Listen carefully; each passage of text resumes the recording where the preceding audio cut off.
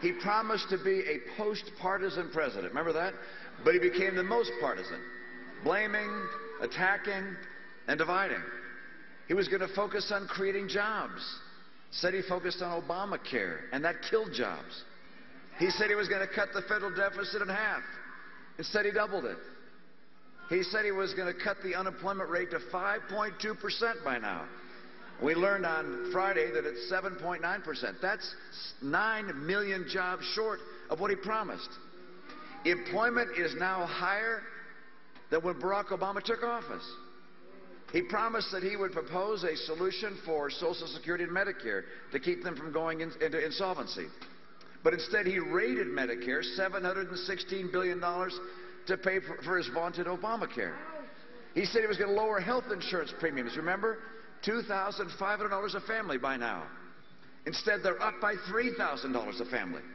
And gasoline, the American family now pays $2,000 a year more for gasoline than when the president took office. He said he was going to work across the aisle on the most important issues. You know, he has not met on the economy or on jobs or on the budget with either the Republican leader of the House or the leader of the Senate since July. Instead of bridging the divide, he's made the divide wider. You wonder how it is that he's fallen so short of his promises? It's in part because he'd never led before. He never worked across the aisle.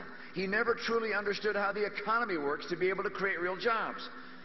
And today, of course, he makes new promises, promises he will be unable to keep, because he admits that he's going to stay on the same path he's been on. And the same course we've been on will not lead to a better destination than it already has. The same path would mean $20 trillion in debt, crippling unemployment, stagnant wage growth, depressed home values, and a devastated military. We've got to change course, because unless we do, we may be looking at another recession. The question of this election comes down to this. Do you want more of the same, or do you want real change?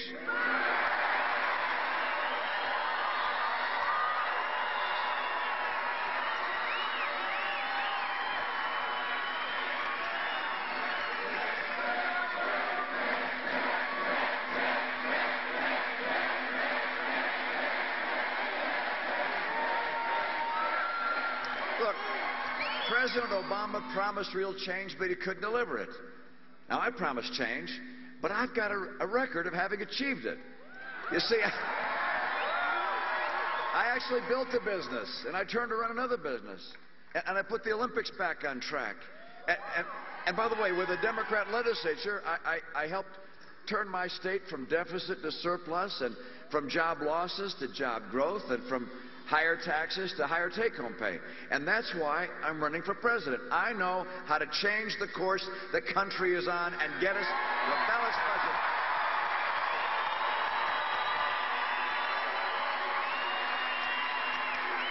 I know how to build jobs and get rising take-home pay, because accomplishing real change is not something I just talk about. It's something I've actually done.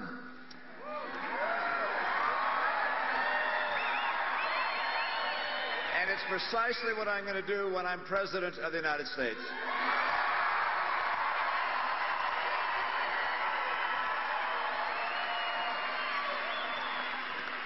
If you believe we can do better, if you believe America should be on a better course, if you're tired of being tired, then I ask you to vote and work for real change, because Paul Ryan and I are going to bring real change to America from day one.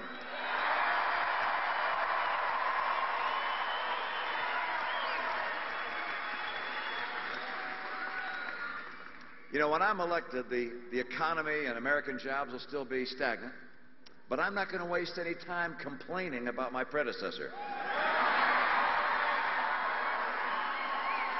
I won't spend my effort and time trying to pass partisan legislation that's unrelated to the economy and jobs.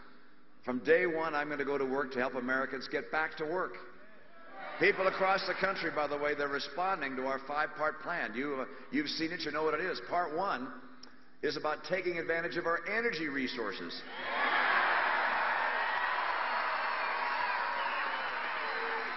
Yeah, from the very first day, I'm going to act to increase the number of leases and permits to drill on federal lands and in federal waters. I'm going to speed the approval of that Keystone pipeline from Canada. And I'm going to take a very, very close look at the coal regulations that were designed by this administration to strangle the industry. We need coal, we need oil, we need gas, we need renewables, we need all these sources of energy. Because on day one, we're going to be one day closer to energy independence, and we're going to have it in 8 years. North American energy independence. Number two, I'm going to move to boost trade, particularly with Latin America. I'm going to ask Congress for trade promotion authority. By the way, that's a power every president has had or requested since it was put in place in 1974, with the exception of President Obama. And I will finally designate China as a currency manipulator because it's time for trade to work for America.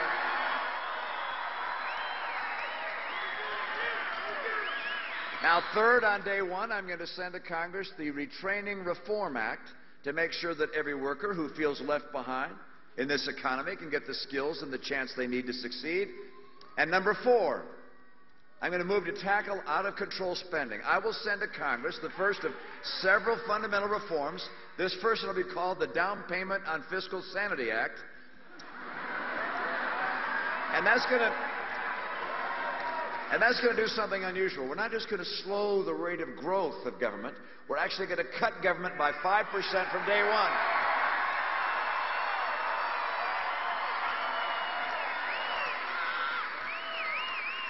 See, I'm not just going to take office on January 20th. I'm going to take responsibility for that office as well.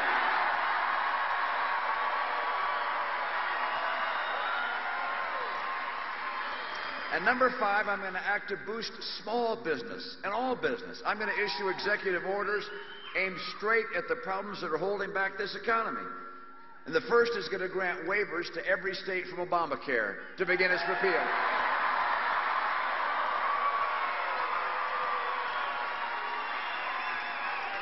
And the second is going to launch a sweeping review of all the Obama-era regulations with an eye of eliminating or repairing those that are killing jobs.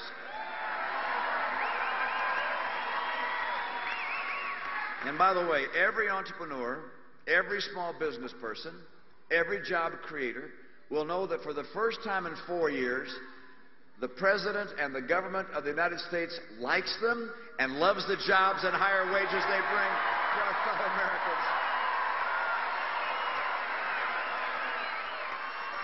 You know, we've almost forgotten what a real recovery looks like. What Americans could achieve when we limit government instead of limiting the dreams of our fellow Americans. And the people of America, they're going to be able to choose the future because they know what they need to know what the future will look like. They can stay on the path of the last 4 years, or they can choose real change. Now, you know that if the president were to be reelected, he would still be unable to work with members of Congress. He's ignored them. He's attacked them. He's blamed them.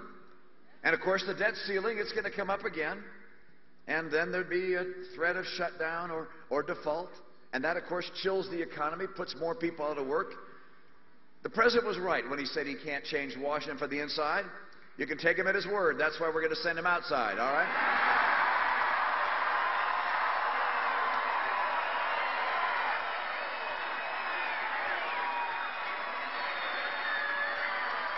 Now, when I'm elected, I'm going to work with Republicans and Democrats in Congress. I'm going to meet regularly with their leaders. I'm going to endeavor to find those good men and good women on both sides of the aisle who care more about the country than they do about politics. And together, we're going to put the nation back on track to a balanced budget and to reform our tax code and to finally reaffirm our commitment to financial responsibility. Now, you know, if the president were to be reelected, he would continue his war on coal and oil and natural gas. He'd send billions more dollars to his favorite friends in the solar and wind world, and all of this means higher gasoline prices and fewer jobs. Today, gasoline costs twice what it did when President Obama took office. And when I'm elected, we're going to change course on energy entirely. I know just how much energy means to middle-class families in this country. We can help hold down prices at the pump and grow new energy jobs and manufacturing jobs with my policies. Now, by the way, if the president were to be reelected, he's going to continue to promote government and demote businesses. You know, he put together his own jobs council. Did you know that? Business leaders he brought from all over the country. And there were people he picked. You know, it's been 9 months since he's even been willing to meet with his own jobs council. Now, you see, I see free enterprise as a means for people to fulfill their dreams. Yesterday, I met with a woman named Rhoda Elliott in Richmond, Virginia. She's been running her family restaurants, Bill's Barbecue, for years. It's a business that's been in her family for 82 years. At its high point, she employed 200 people. She just closed it down. She told me that the regulations, the taxes, the cost of Obamacare, the Obama-era economy put her out of business. And she teared up as she was telling me her story. It wasn't about the money. This was about the future for her family and for her family of employees. I want to help the hundreds of thousands of dreamers like Rhoda, and I will.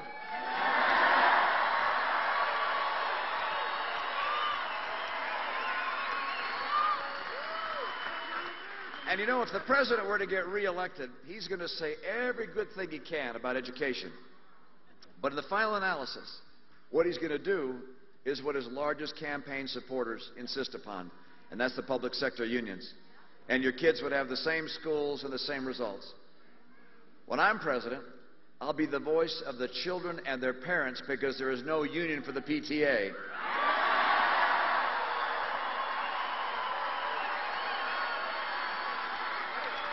I'm going to make sure that the parents get the information they need about how their school is doing and whether it's failing or succeeding, and they get the choice they need to pick the school where their child has the best chance for success.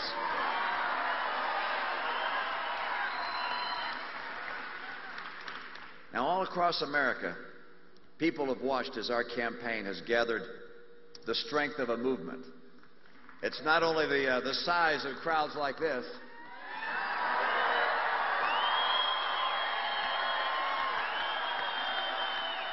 I think it's also the depth of our shared conviction, our readiness for new possibilities, the sense that our work is going to soon begin.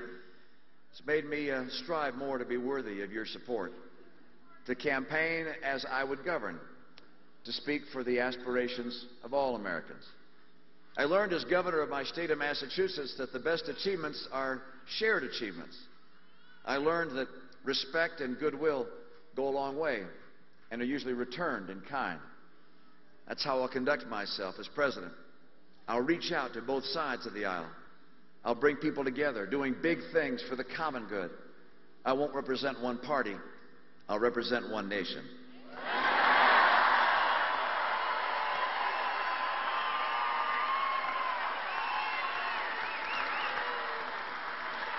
I'll try to show the best of America at a time when only our best will do.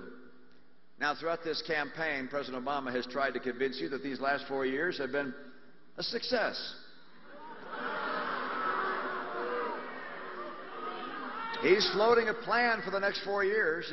He wants to take all the things he did in his first term, the stimulus, the borrowing, Obamacare, all the rest, and then try them all over again.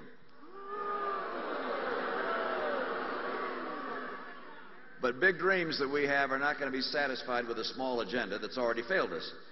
And so today, President Obama did something else. I guess it was yesterday, actually. You probably heard about this. He asked his supporters to vote for revenge.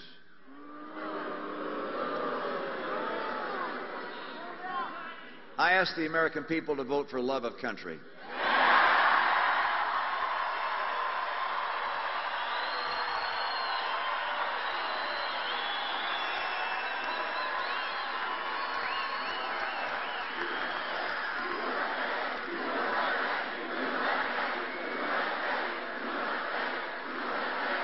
We've got to lead America to a better place. Now we're 3 days away from a fresh start. 3 days away from the first day of a new beginning. And my conviction that better days are ahead is not based on promises or hollow rhetoric, but on solid plans and proven results. And it's based on an unshakable belief in the faith of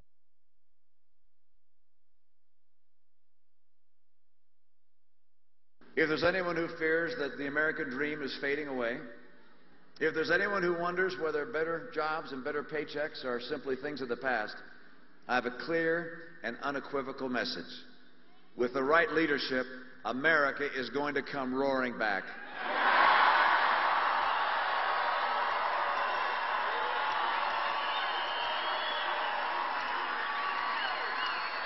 We're Americans. We can do anything. The only thing that stands between us and some of the best years we've ever seen is lack of leadership. And that's why we have elections. This Tuesday is a moment to look into the future and imagine what we can do to put the past 4 years behind us and start building a new future. You saw the differences, by the way, when President Obama and I were side by side in the debates.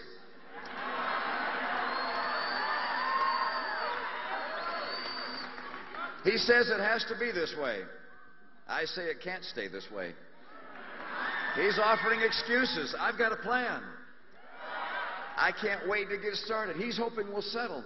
But Americans don't settle. We build, we aspire, we listen to the voice inside that says we can do better, a better life for our kids, a bigger country, a better country. Look, there's a better life out there for us. It's waiting for us. Our destiny is in the hands of the American people, in your hands. 3 more days. 3 more days, and we can get to work rebuilding our country. 3 more days, and our confidence becomes restored, and our conviction is even stronger. Confidence that we're on a solid path to steady improvement. Confidence that college graduates coming out of school 4 years from now will be able to get good jobs. Confidence that the single moms working 2 jobs will have a shot at a much better job. On November 6th, Tuesday, we come together for a better future. And on November 7th, we're going to go to work.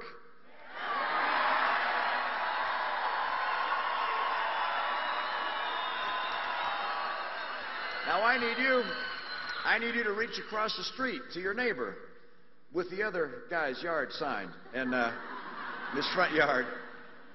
And I got to reach across the aisle in Washington to people in good faith in the other party. It's much more than our moment. This is America's moment of renewal and purpose and optimism. We've journeyed far and wide in this campaign for America's future. And now we're almost home. One final push. We're going to be there. Many long days, short nights. We're that close right now. The door to a brighter future is there. It's open for us. It's waiting for us. I need your help. I need your work. I need your phone calls. I need your vote. Walk with me. We can get this done together. Let's come together, America. Let's get America strong again. Let's make sure we remain the hope of the earth. Thank you so very much. You guys are fabulous. Thank you. Thank you.